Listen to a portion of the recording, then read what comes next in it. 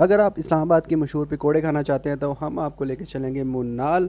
मुनाल से 2 किलोमीटर की दूरी पर है हिल व्यू पॉइंट, जहाँ पे मिलते हैं इस्लामाबाद के मशहूर पकौड़े और मज़े की चाय। यहाँ पे जाने के लिए आपके साथ होने चाहिए 2 अच्छे दोस्त और अच्छी गाड़ी या बाइक।